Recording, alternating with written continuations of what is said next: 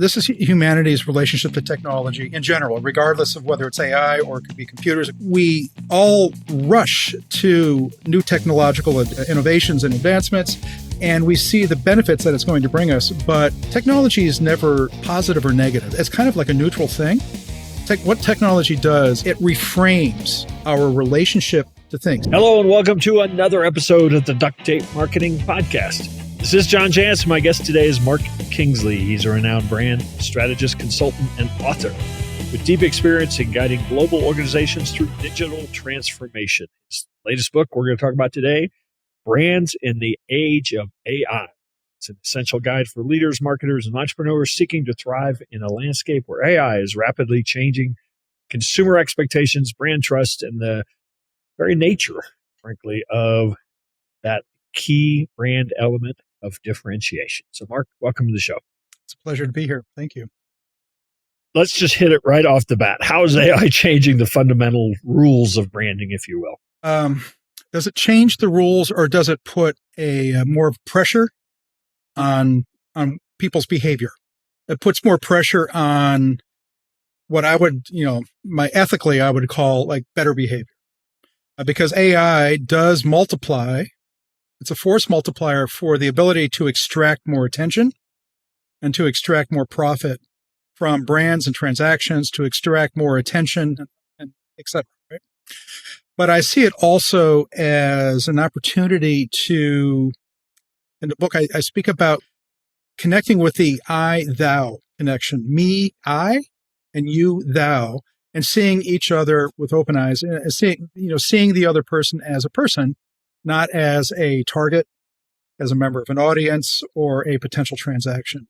And AI does offer these opportunities. It just comes down to what is the choice that people are going to make.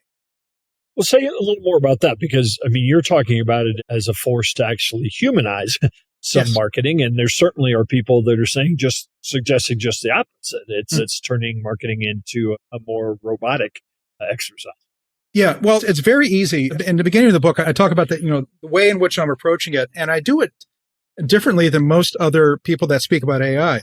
If you go to LinkedIn, there were volumes and volumes of gibberish every day about the best prompts and like how this company is going to market cap, blah blah blah. All the stuff.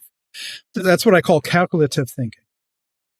And that's basically like figuring out how am I going to get from here to there. It's logistics, right?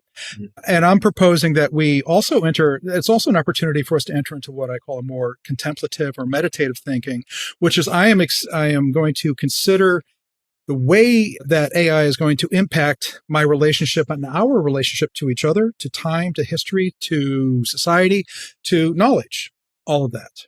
And so this is, it's more of an inflection point. It's very easy. We are rewarded for good calculative thinking. We are rewarded with year-end bonuses.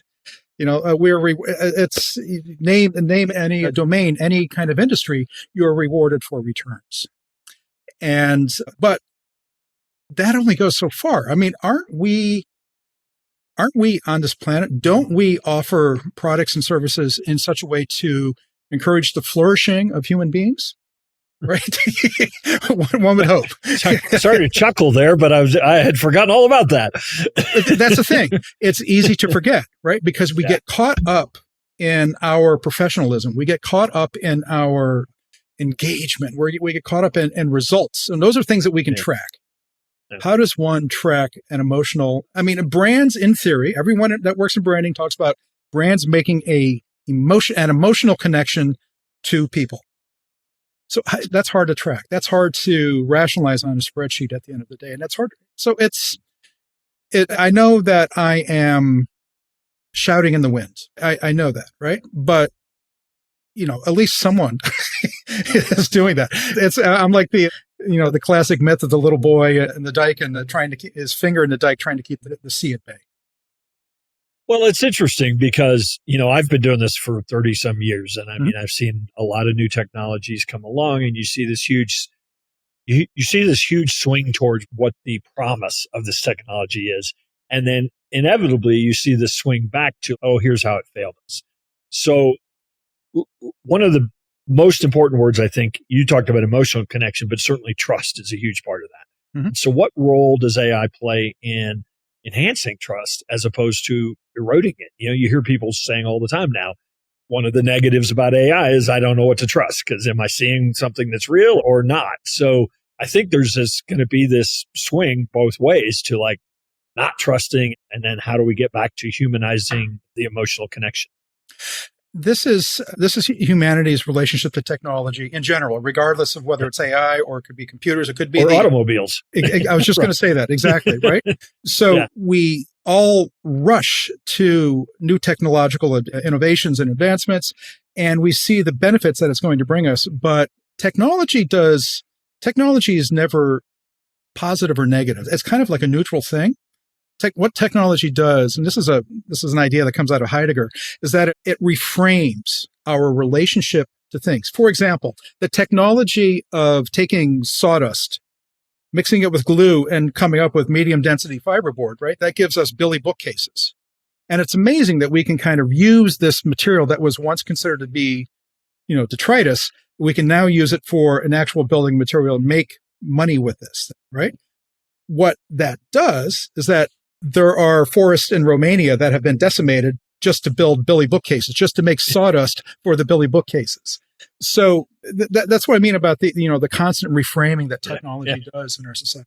So one of the things that I hear a lot of people talking about is sometimes marketers are just responding to what the algorithms give them, right? You have to do X, Y, and Z if you're going to show up in AI overviews. Mm-hmm. And so you see a lot of people just chasing the algorithms that really, truthfully, are making decisions in some cases for our customers. Right. So how do you kind of fight that no, let's be human, to no, let's chase algorithms?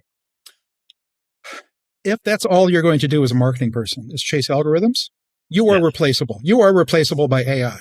And so it's short-sightedness to even think that way. I mean, in the book I describe, and it's a constant example that people use if you look at lawyers, right? And the education and training of a lawyer is you go through law school and then you become a junior partner. And you sit there all night long going through paper and going through cases, reading cases, and looking for ways in to a case or some sort of insight. That is you learning how to be a lawyer, right? But we can now offshore that work to AI and have AI go through and do this analysis. But what we're doing is we are basically robbing the future. We are robbing new generations of lawyers. So how do we now educate a lawyer? So it's even in marketing, there has to be some sort of like constant readjustment, resetting about how does one learn how to be a marketer? How does one act as a marketer? How does one kind of identify good marketing techniques? A phrase just popped into my head. The first kill all the lawyers, which was part of a much larger phrase. Yeah. But I think it's now first kill all the paralegals. Is that? No, I would. I'm much more cynical than you are. I say first, let's kill all the mid-level marketing managers. Right. So if chasing algorithms, and I totally agree. I mean, the people that are just looking to find efficiencies and things like that with AI are essentially almost playing right into the hands of being replaced themselves, right? Right. So in branding, I think we've said this way before AI, way before, frankly, anything digital came along. Storytelling is one of the key assets. So do you have some examples? I know you do in the book, plenty of examples, but give us an example of a brand that you think gets storytelling that's AI driven, right? Well, first off, we have to identify what storytelling is, right? Okay. And so I think I potentially may take cause with how you're identifying storytelling. Okay. Because a lot of storytelling is basically, at least within the brand world, like the whole idea of the customer journey, a lot of that isn't necessarily storytelling, but it's events. It's a repetition and it's a chronicling of events that happen. I look at storytelling as some sort of requires some sort of aha moment, a moment of transportation, transcendence, transformation. And then, I see the potential here, right? And so my favorite example, and this all comes down to like, how do I create a sense of being seen, of that I-thou relationship, right? So an example that I give when I give talks is I talk about one of my favorite bars in Chelsea called Chiquito. And I used to walk in and the person behind the bar, she would look at me and she'd go, she'd open her hands about, like a bottle length, and I'd nod. And then as soon as I sat down, there was a bottle of the Baroni Reserva ready to go, right? She knew my wine, and that's how I ordered it, right? She knew me. I knew her. We had a little secret link. We didn't sit down. I didn't meet her after work and go, hey, when I walk in, you need to know. It just happens naturally because we saw each other. And so to take that kind of notion of, oh, you're seeing, another example that I use in the book is talking about going to JFK in a long-term parking lot. So you can make reservations at JFK. You kind of have to do long-term parking. And there are a couple of parking lots there where, you type in your license plate. That's how you do your reservation, like any other place. And the first time I showed up at this one parking lot, there was no one there. There was no booth. And I was like, I was ready to get really angry very quickly. I'm a New Yorker, right? I'm ready to get angry. But I pull up just a little bit closer and the gate opens. It's because there was a tiny little camera that saw me and my license plate and put it together and said, oh, here's Mark. And that was that moment of transformation where I'm like, oh, I instantly went from feeling ready to fight to welcome. Come on in. You're here. We get it. And you go. And, these kind of innovations are slowly happening in airports, right? We're going to get to a point where I don't need to do bag drop off, right? Because, the AI has been watching my gait. Our biometric information is already out there in the world. I mean, I go to other countries and it scans my face and it recognizes me. That my face is already there in that country, even though I haven't been there since the innovation, the introduction of AI. So it's already out. So I'm going to walk into an airport. It will recognize me by my gait, by my face, and it'll recognize my bag. And I'll do all that stuff. I just put the bag on the thing, off I go, and then it'll track it for me. I already get, when I check my bags, I already get text messages from various airlines going, oh, the bag's on the plane. The bag's off the plane, the bag's coming to you. So this is all part of that push to a sense of subjectivity, I guess, or a sense of, and part of that is removing all the friction, removing all the bumps along the way where I don't have to worry about, oh, geez, I'm going to have to stand in this line. Oh, here's the check-in line. Oh my God, it's 15 people long. I'm just going to walk from taxi to gate relatively soon, right? And so that for me that's a transformation. That is some sort of transformation in the storytelling. Well, I think you used a really key word there, because I think where people get tripped up with any kind of automations is when they're used to make life easier for the company as opposed to removing the friction for the customer. Mm-hmm. Yeah, exactly. And then this is part of the frustration, right? And because a lot of the innovations that are spoken of to each other in boardrooms is usually on the calculative sense. How are we going to get more churn? We're going to get more transactions, have less people. Exactly. How do I do it with more efficiency? Right. Yeah. So that's why I say that I feel like like I'm shouting in the wind at times. One of the key elements is a framework or a model you call the brand AI integration. So there's an idea, and this comes from a friend of mine, Ali Madad, who has like a strategy firm that he's beginning these experiments with like ideas of what he calls like a brand operating system. Yeah. And there is potentially a way to kind of automate the donkey work. It's the donkey work of strategy, right? Can I set up my criteria and my parameters and set off a system to do the automatic customer segmentation, to do the automatic logistics, the automatic ordering, supply chain, all that stuff can potentially come together if we get to that point where we properly integrate databases. But that's, the integration of databases is a problem right now. For example, Starbucks. Starbucks is in the middle of closing locations all around the world right now. Right. They've closed like 900. They've laid off 900 employees and closed like a couple hundred locations in the United States in the last couple weeks. What's happening is that I'm seeing more and more licensed Starbucks opening up. In the Barnes and Noble bookstore or in a hotel, supermarkets, that kind of stuff, right? So that's not really Starbucks. They call themselves Starbucks, but they don't act like Starbucks, right? So what that means is that I have my app and I can go order a coffee 10 minutes out and show up and then the coffee's waiting for me. I can't do that anymore because the databases aren't connected, right? And so Starbucks has gone for the efficiency and the profit, but not necessarily the customer experience. Yeah. I mean, you see that I hate to pick on airports, but particularly in the airport ones, I mean, those are concessionaires. Yeah. And that employee may have been working at Chick-fil-A, 2 days ago, and now they're at Starbucks. And I mean, so you also don't get the same vibe as well as the database issue. Yeah. So the idea of a brand OS, an operating system, with AI.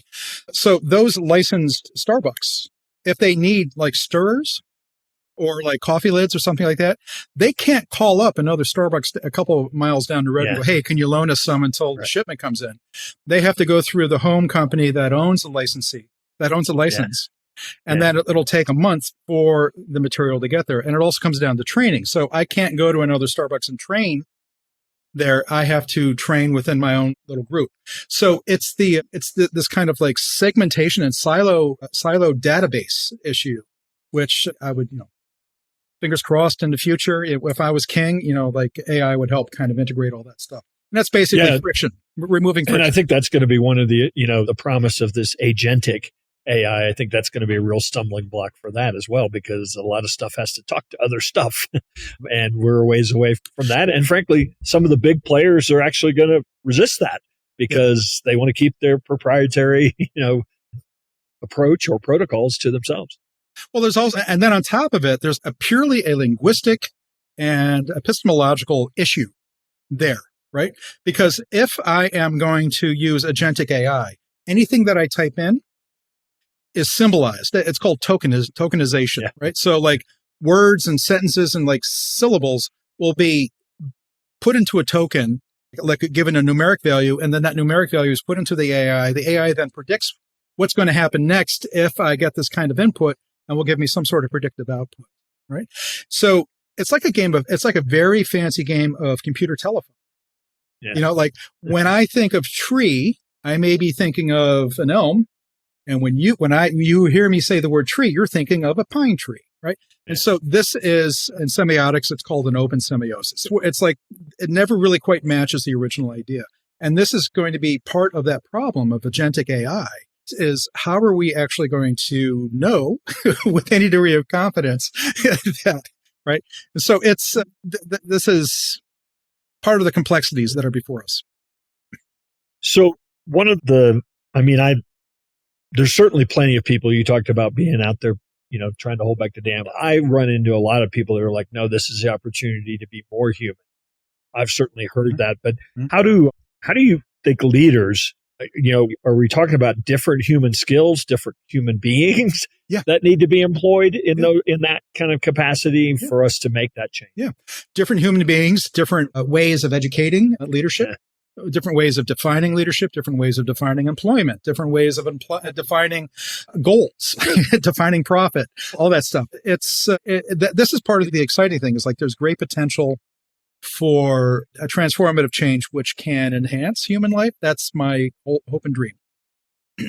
So, are there what many of my listeners are small business owners? Mm-hmm. Right now, they're overwhelmed, I think, is the greatest emotion they're feeling with everything of AI that's coming at them. What are some of the biggest risks and opportunities you think that AI presents for particularly small businesses? One of the risks, that's small business. Let me make it a little bit bigger first, and let's think through this thing together, shall we? Okay. So if I was a branding agency, like one of the larger branding agencies, and I sent an invoice for kind of strategic work, for work that had been done, that had been delivered and approved by the client. The client has every right to go, wait a second, why are you paying, charging me this much? Because I knew you used AI and you didn't have as many people, right? So there's going to be a certain kind of arbitrage that happens within organizations. Now, if I was a smaller, more mobile brand agency or client or whatever, that's where the opportunity is, right? It helps. I think it may help you kind of level up to the behavioral capacity of a larger firm. Yeah. Right. Yeah. I mean, and quite honestly, the truth of the matter is, so my experiences in agencies and brand firms and design firms, et cetera. Right? So the truth of the matter is that most branding teams, regardless of the size of the company, are 5 people at the most, right? Yeah. You have a client person, you have strategy, a couple designers, a creative director, and a kind of an executive director of the thing. That's 5 people at the most. And that's basically what I had when I was at Lander working on City. and we were the global brand team, working with the global brand team at Citi. We were the global brand team at Landor. We were just 5 people, and we'd bring in people extra here and there, right? And so AI now gives smaller agencies and smaller players the capacity to kind of level up to that same amount of practice, as long as you may also have an equal amount of insights and an equal amount of innovation. Yeah. And what I find in our agency we are doing is, instead of just saying, here's the same deliverable, we did it faster because we could, but we're still going to charge you the same amount. We find that we're able to take the same amount of people and the same amount of input and give them a lot more output, a lot more value than we could have, for that same fee, quite frankly. And so I think that's how people, or at least that's how I believe people need to be looking at it is. Yeah, but but John, I see the problem in that though, right? Because what you're doing is you're eroding value. You're eroding what you can potentially charge. And so there does need to be a certain kind of larger societal reckoning about value, right? Because employee productivity has grown over the last 50 years, because of information technology, communications technology, you name it, right? Our productivity is through the roof, but wages have remained the same, right? And so there is going to be a problem. Well, I think we've solved all of the problems we have the time to solve today, Mark. So, you and me over a drink over a weekend, we'll just get to maybe 1% of the problems being solved. Well, I appreciate you taking a moment to stop by. Where would you have invite people to learn more about your work, about the book, obviously, connect with you? So basic is my website is malcontent.com, malcontent. Yes, I do have that URL. It's one of the proudest possessions that I have. And basically, I do business under the name Malcontent because it really describes my approach and my feelings about established processes and established procedure, knowing that there's always a better way out. So therefore. That's right. There are no best practices, right? There's only better practices. And it's everything's situational. Everything is totally situational. Again, I appreciate you stopping by. Hopefully we'll run into you one of these days out there on the road. Great. Thank you.